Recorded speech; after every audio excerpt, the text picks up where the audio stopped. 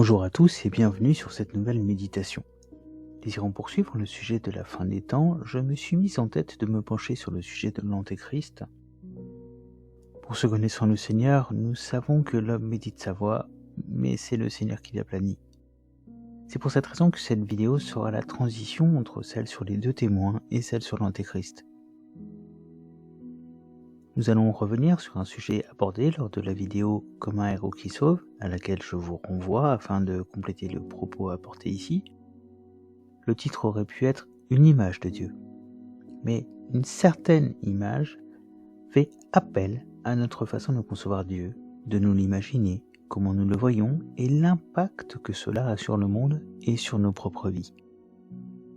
Les sujets abordés ici ne sont pas là pour blâmer. Rappelez-vous que nous sommes tous pécheurs et tous nous avons accès à la grâce de Dieu offerte à la croix et la résurrection de Yeshua Jésus.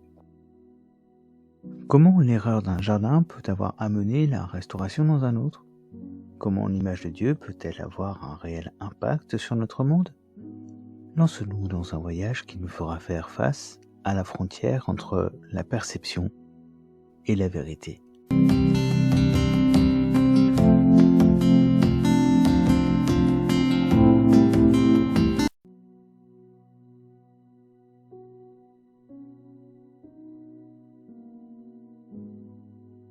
Pourquoi vouloir faire une analyse en lien entre deux autres? Probablement parce que le sujet étant complexe, il mérite d'être analysé sérieusement et ne pas mélanger des notions afin de ne perdre personne de ce qui est apporté. Une certaine image de Dieu. Un sujet important, nous parlons de notre vision et de celle que le monde tente de nous faire suivre. Mais cette image est-elle le reflet de la volonté du Créateur ou bien celle d'un copieur qui l'organise à sa propre image?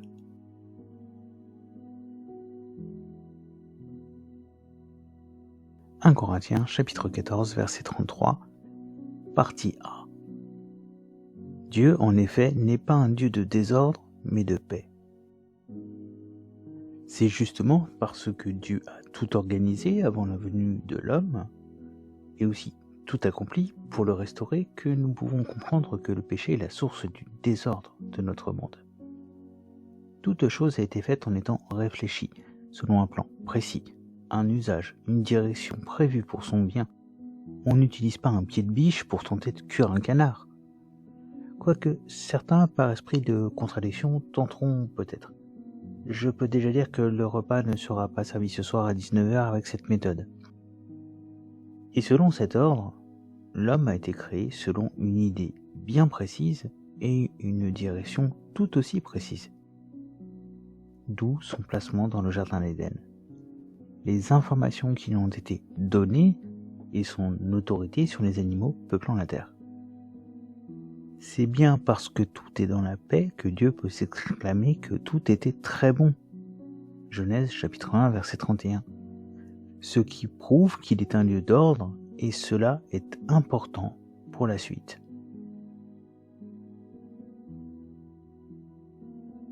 Genèse chapitre 1 verset 26 à 27. Et Dieu dit: faisons les hommes pour qu'ils soient notre image, ceux qui nous ressemblent, qu'ils dominent sur les poissons de la mer, sur les oiseaux du ciel, sur les bestiaux, sur toute la terre, et sur tous les reptiles et les insectes. Dieu créa les hommes pour qu'ils soient son image. Oui, il les créa pour qu'ils soient l'image de Dieu. Il les créa, hommes et femmes. Quand Dieu décide de faire l'homme et la femme à son image, ce n'est pas sur un coup de tête. D'ailleurs, pourquoi a-t-il besoin que la création entende cela? Cette question, qui pourrait sembler saugrenue de prime abord, nous laisse entrevoir la raison pour laquelle l'homme a été créé, séparé du reste de la création, et en dernier. C'est afin que la création tout entière sache qui, en dehors de Dieu, est le nouveau maître sur la terre, dans les airs et dans les mers. Cela est encore important pour la suite de notre étude, mais nous devons encore voir un dernier point avant d'y arriver. Dieu est un Dieu d'ordre, et nous avons été faits à son image dans tous les sens du terme. sans pour autant avoir l'essence divine de Dieu. Nous en avons reçu le souffle, lorsque Dieu souffla dans les narines de l'homme pour lui donner vie. Il est celui qui a tout droit sur nos vies, parce qu'il en est l'initiateur. Et son droit de regard ne peut être refusé. Que nous le voulions ou pas, nous rendrons tous compte de nos actes, les soi-disant bons comme les pires. Exode chapitre 20, versets 1 à 7. Alors Dieu prononça toutes ces paroles. Je suis l'Éternel ton Dieu, qui t'ai fait sortir d'Égypte, de la maison d'esclavage. Tu n'auras pas d'autre Dieu devant moi. Tu ne te feras pas de sculpture sacrée, ni de représentation de ce qui est en haut dans le ciel, en bas sur la terre, et dans l'eau plus bas que la terre. Tu ne te prosterneras pas devant elles, et tu ne les serviras pas, car moi, l'Éternel, ton Dieu, je suis un Dieu jaloux. Je punis la faute des pères sur les enfants jusqu'à la 3e et la 4e génération de ceux qui me détestent. Et j'agis avec bonté jusqu'à 1000 générations envers ceux qui m'aiment et qui respectent mes commandements. Tu n'utiliseras pas le nom de l'Éternel ton Dieu à la légère, car l'Éternel ne laissera pas impuni celui qui utilisera son nom à la légère. J'avais par le passé présenté une analyse du décalogue intitulée Les 10 commandements, les parallèles, que vous pouvez retrouver sur le site internet dans la partie Une seule vie. Ici, nous allons seulement voir que les commandements ne sont pas ici pour nous faire boiter, mais bien nous rappeler qu'aimer Dieu, c'est aimer son prochain, et aimer son prochain, c'est aimer et respecter Dieu. Quand nous disons que Dieu n'existe pas, nous le tuons. Quand nous invoquons son nom en vain, nous le rendons menteur. Quand nous déclarons qu'il n'a pas de droit de jugement à la fin de nos vies, nous convoitons son autorité. Les commandements sont tous liés et blessent autant les autres quand nous les brisons que celui qui nous les a donnés afin de vivre en bonne entente les uns avec les autres. Ne pas avoir d'autre Dieu, c'est-à-dire ne pas le renier, ne pas suivre d'autres maîtres, dans nous-mêmes, qui pourraient nous mener vers la mort éternelle, ou bien encore se créer un monde à une autre image que celle prévue par le Créateur.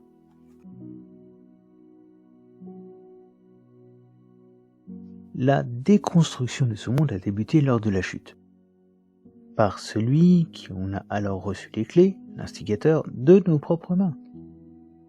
Le résultat de ce monde actuel n'est pas issu de la volonté de Dieu, mais bien de notre libre arbitre, de notre esclavage au péché, à la soumission à celui qui se fait passer pour un Dieu à la place de Dieu.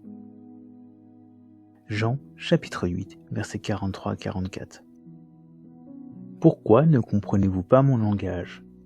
Parce que vous ne pouvez pas écouter ma parole. Vous avez pour père le diable, et vous voulez accomplir les désirs de votre père. Il a été meurtrier dès le commencement, et il ne s'est pas tenu dans la vérité, parce qu'il n'y a pas de vérité en lui. Lorsqu'il profère le mensonge, il parle de son propre fond, car il est menteur et père du mensonge. Nous pouvons regarder les choses en face, l'ennemi ne désire pas que nous reprenions les clés et inventera un tas de solutions afin de les garder. Il fera porter la faute de ce monde sur Dieu alors que Dieu ne fait que nous laisser décider et la faute ne peut être imputée à Dieu. C'est ainsi que nous avons une image brisée de qui est le Créateur, mais aussi biaisée de qui nous sommes. Nous limitons bien souvent à nos émotions et au charnel, au lieu de chercher à nous fortifier par la recherche de la reconnaissance spirituelle. Il est le premier à avoir amené le péché par un mensonge qui mena l'humanité à la mort physique, pendant alors que la mort spirituelle existe et qu'elle nous attend à la fin de la route, si nous ne changeons pas de voie face à la sainteté de Dieu. Genèse chapitre 3, versets 1 à 8. Le serpent était le plus rusé de tous les animaux sauvages que l'Éternel Dieu avait fait. Il dit à la femme : Dieu a-t-il vraiment dit, vous ne mangerez aucun des fruits des arbres du jardin? La femme répondit au serpent, nous mangeons du fruit des arbres du jardin. Cependant, en ce qui concerne le fruit de l'arbre qui est au milieu du jardin, Dieu a dit, vous n'en mangerez pas et vous n'y toucherez pas, sinon vous mourrez. Le serpent dit alors à la femme, vous ne mourrez absolument pas, et Dieu sait que, le jour où vous en mangerez, vos yeux s'ouvriront, et vous serez comme Dieu, vous connaîtrez le bien et le mal. La femme vit que l'arbre était porteur de fruits bons à manger, agréables à regarder, et précieux pour ouvrir l'intelligence. Elle prit de son fruit et en mangea. Elle en donna aussi à son mari qui était avec elle, et il en mangea. Leurs yeux à tous deux s'ouvrirent, et ils prirent conscience qu'ils étaient nus. Ils attachèrent des feuilles de figuier ensemble, et s'en firent des ceintures. Quand ils entendirent la voix de l'Éternel Dieu en train de parcourir le jardin vers le soir, l'homme et sa femme se cachèrent loin de l'Éternel Dieu, au milieu des arbres du jardin. Nous avions déjà observé dans une précédente vidéo sur Israël que l'antisémitisme est lié à l'esprit d'Ésaü, Ismaël, dans le monde, mais il est aussi la résultante de la colère du serpent envers les hommes. Vous pensez ne pas l'avoir mérité? Ça tombe bien, il n'en a que faire, car son désir de faire disparaître le peuple d'Israël est lié au Messie, promis en son sein, qui doit reprendre l'autorité au serpent. Nous voyons d'ailleurs une résurgence de l'antisémitisme actuellement que nous n'aurions jamais pensé revoir. Une telle ampleur, mais elle n'est pas encore arrivée à son paroxysme, malheureusement. Cela n'a que pour but de tenter d'empêcher la révélation et la construction du royaume de Dieu avec les hommes. En effaçant toute trace de Dieu, en brisant ses promesses, l'ennemi pense pouvoir gagner la partie et détruire l'œuvre de Dieu. Mais il ne fait que construire un monde à son image, chaotique et noyé dans le péché.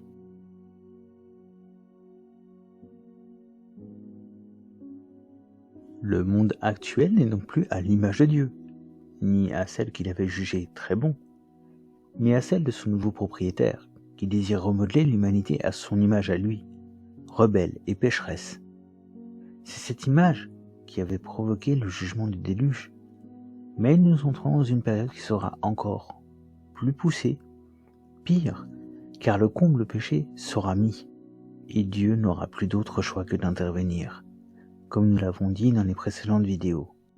Le Dieu de ce monde, le prince de l'air, n'a rien dans le Créateur, qui s'est, lui, fait rédempteur pour nous. C'est pour cela que la bonne nouvelle paraît étrange au monde, comme le dit la parole. 2 Corinthiens, chapitre 4, versets 3 à 4.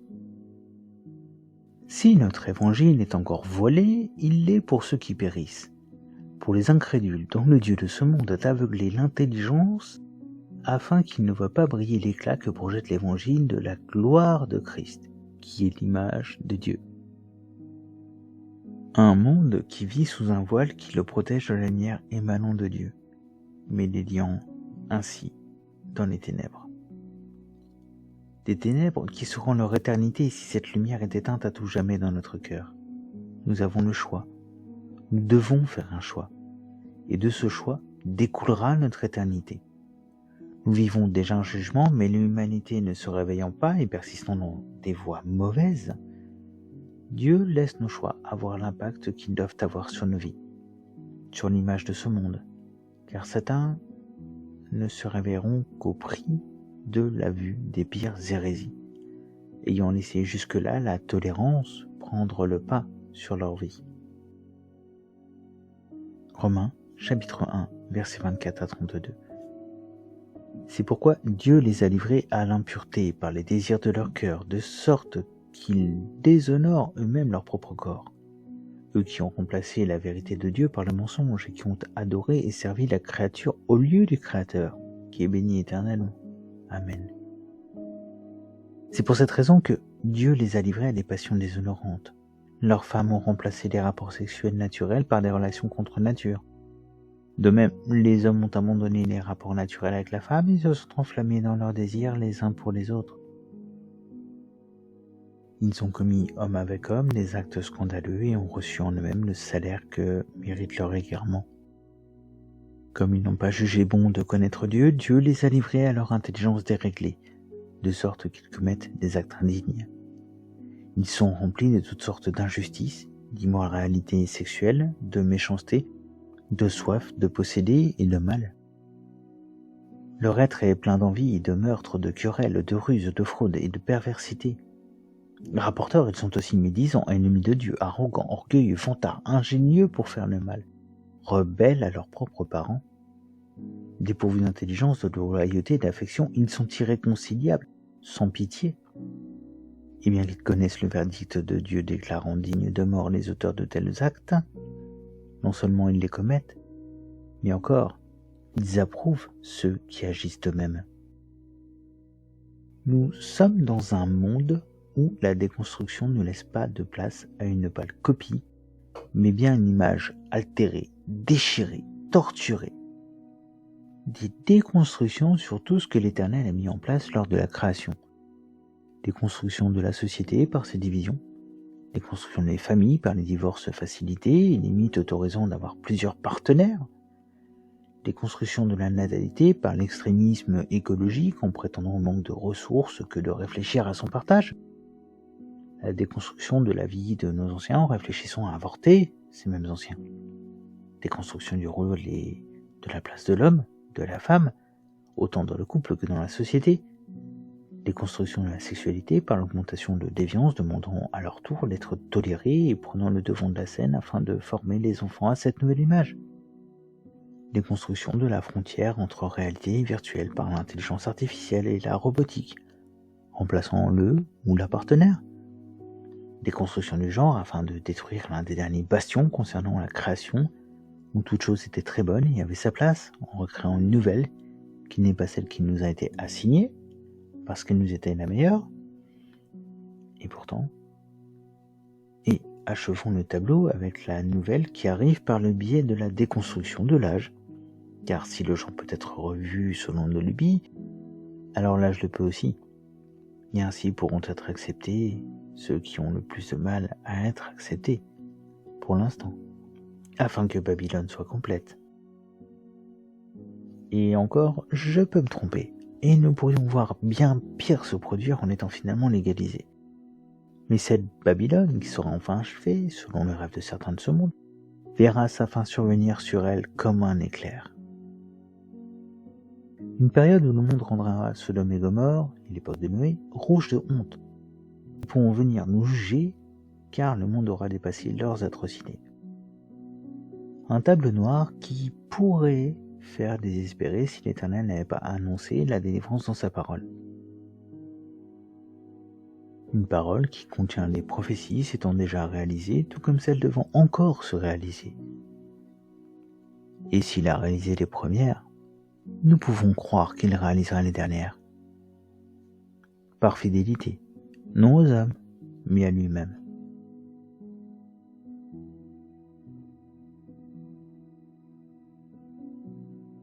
L'image restaurée, c'est le rêve secret que nous avons tous en notre fond. Celui de voir le bien l'emporter dans le monde, de voir le mal disparaître et vivre dans un paradis terrestre. Mais comme un jardin a été le lieu de la chute, ne serait-il pas poétique pour l'amoureux de nos âmes de nous restaurer par un jardin ? Mais encore faut-il sur la route nous rappeler que nous avons quitté le jardin pour finir dans un lieu sec et vide, aride, un désert. Mais d'un désert, le Seigneur peut faire émerger la vie. D'un lieu empli de démons peut jaillir par son aide la délivrance. D'un lieu de malheur peut apparaître la bénédiction. Luc, chapitre 4, versets 1 à 13. Jésus, rempli du Saint-Esprit, revint du Jourdain. Il fut conduit par l'Esprit dans le désert, où il fut tenté par le diable pendant 40 jours. Il ne mangea rien pendant ces jours-là, et, quand cette période fut passée, il eut faim. Le diable lui dit, « Si tu es le Fils de Dieu, ordonne à cette pierre de devenir du pain. » Jésus lui répondit, « Il est écrit, l'homme ne vivra pas de pain seulement, mais de toute parole de Dieu. »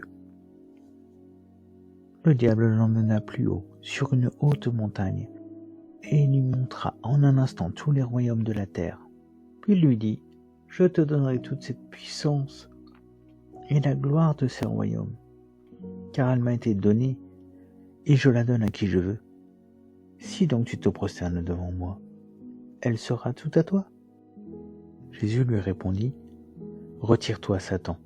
En effet, il est écrit, c'est le Seigneur ton Dieu que tu adoreras, et c'est lui seul que tu serviras. » Le diable le conduisit encore à Jérusalem, le plaça au sommet du temple, et lui dit, « Si tu es le Fils de Dieu, jette-toi d'ici en bas, car il est écrit, il donnera à ton sujet ordre à ses anges de te garder, et ils te porteront sur leurs mains, de peur que ton pied ne heurte une pierre. » Jésus lui répondit, « Il est dit, tu ne provoqueras pas le Seigneur ton Dieu. » Après l'avoir tenté de toutes ses manières, le diable s'éloigna de lui jusqu'à un moment favorable. En regardant à l'image présentée auparavant, nous voyons émerger le chemin de Yeshua Jésus selon les recherches de Luc. Le désert, puis le jardin, afin que la victoire soit pleine. Mais retenons bien que l'ennemi n'a cessé d'essayer de le faire chuter, car il est écrit, le diable s'éloigna de lui jusqu'à un moment favorable. Nous voyons aussi dans ce passage que l'ennemi a dorénavant les clés de la maison que nous détenions et avons perdu à son profit lors de la chute. Mais la tentation du désert représente le temps de ce monde et l'éloignement des hommes se finira dans un jardin. Luc, chapitre 22, versets 39 à 43. Il sortit et se rendit comme d'habitude au mont des Oliviers. Ses disciples le suivirent. Lorsqu'il fut arrivé à cet endroit, il leur dit, « Priez pour ne pas céder à la tentation. » Puis il s'éloigna d'eux, à la distance d'environ un jet de pierre, se mit à genoux et pria en disant, « Père, si tu voulais éloigner de moi cette coupe, toutefois que ce ne soit pas ma volonté qui se fasse, mais la tienne. » Alors un ange lui apparut du ciel pour le fortifier. Matthieu, chapitre 26, verset 36 dit Gethsémane. Donc le jardin dans lequel s'est rendu Jésus est le jardin de Gethsémane. C'est le lieu où il s'est rendu. C'est en ce lieu qu'une tentation liée à une angoisse extrême survint. Une tentation qui montre que l'ennemi n'en avait pas fini et aurait pu briser Yeshua comme Ève et Adam furent brisés. Mais une chose est différente avec Yeshua. Il se tourne vers Dieu pour faire appel à lui et demander conseil. Et quelle est la réponse ? Un ange vient le fortifier. La faute d'Adam et Ève est réparée, mais encore faut-il dorénavant que celui qui porte cette réponse puisse l'offrir. Et pour le faire, en tant que grand prêtre, il doit offrir le sacrifice qui couvre la faute, le sacrifice qui apporte la consolation, le sacrifice de paix, et, comme à Kippour, c'est en le voyant sortir de la tombe, comme sort du tabernacle, le temple, le grand prêtre à Kippour pour déclarer que la paix soit sur vous, Shalom Aleichem, c'est ainsi que nous comprenons pourquoi la mort n'a pas pu le retenir. Jean, chapitre 19, verset 30. Quand Jésus eut pris le vinaigre, il dit « Tout est accompli ». Puis il baissa la tête et rendit l'esprit. J'avais déjà présenté dans une des premières vidéos de la chaîne la parole en hébreu qui correspond à « tout est accompli ». Kol Beshalem. Tout est dans la paix. Nous revenons à notre postulat de départ. Dieu n'est pas un Dieu de désordre, mais de paix. Cette paix offerte à tous les hommes, toutes les femmes et les enfants qui veulent accepter de se poser un instant et faire le constat face à la déchéance de plus en plus grande que provoquent les décisions de l'humanité sur la création, jusqu'au tréfonds de nos propres âmes.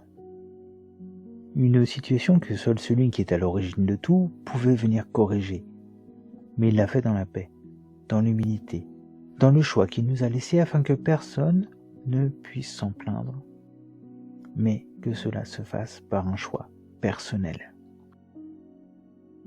2 Corinthiens chapitre 5, versets 17 à 21. Si quelqu'un est en Christ, il est une créature nouvelle. Les choses anciennes sont passées. Voici, toutes choses sont devenues nouvelles. Et tout cela vient de Dieu qui nous a réconciliés avec lui par Jésus-Christ et qui nous a donné le ministère de la réconciliation. En effet, Dieu était en Christ, il réconciliait le monde avec lui-même en ne chargeant pas les hommes de leurs fautes. Et il a mis en nous la parole de la réconciliation. Nous sommes donc des ambassadeurs pour Christ, comme si Dieu adressait par nous son appel. Nous supplions au nom de Christ, soyez réconciliés avec Dieu. En effet, celui qui n'a pas connu le péché, il l'a fait devenir péché pour nous, afin qu'en lui nous devenions justice de Dieu. Nous sommes dorénavant dans le chemin de sanctification qui nous rapproche de lui, jour après jour. Dans la recherche, non de perfection, car cela nous est impossible, mais dans la quête de l'image qu'il nous a laissée en son Fils. Une image restaurée à celle originelle basée sur la paix, car tout est réparé dorénavant. Peut-être pas encore révélé aux yeux du monde, mais restauré, car nous sommes le témoignage vivant que le Créateur s'est fait rédempteur, car il n'a jamais désiré cette séparation. Il n'a jamais désiré nous abandonner. 1 Jean chapitre 4, versets 20 à 21. Si quelqu'un dit « j'aime Dieu » alors qu'il déteste son frère, c'est un menteur.